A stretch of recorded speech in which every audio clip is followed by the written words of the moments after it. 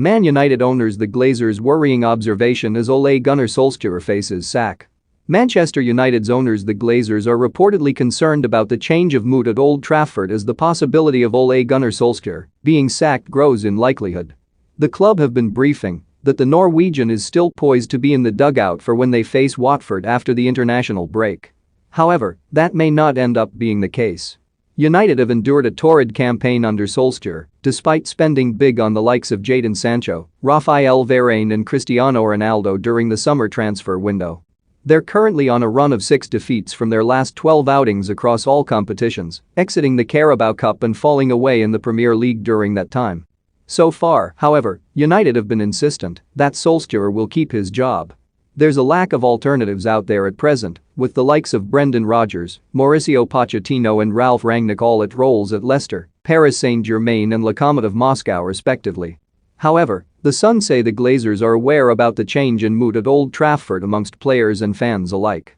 And the publication states it's now a matter of when, not if, Solskjaer loses his job at the club he loves so much.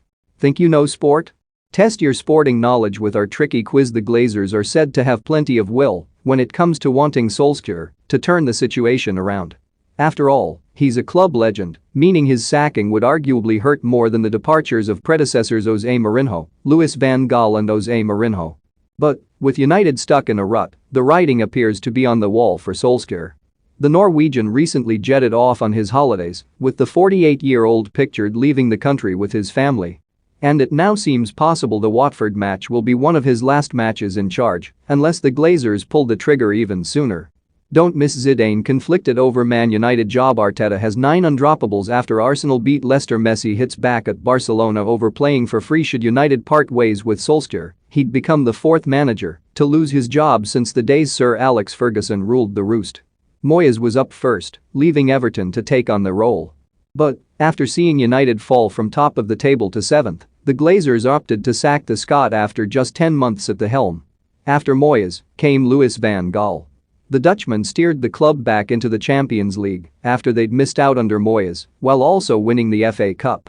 However, his failure to secure a top 4 finish in 2016 ultimately saw him depart Old Trafford, albeit in bitter circumstances. Mourinho was then the next manager to come in at United and, initially, the current Roma boss experienced success.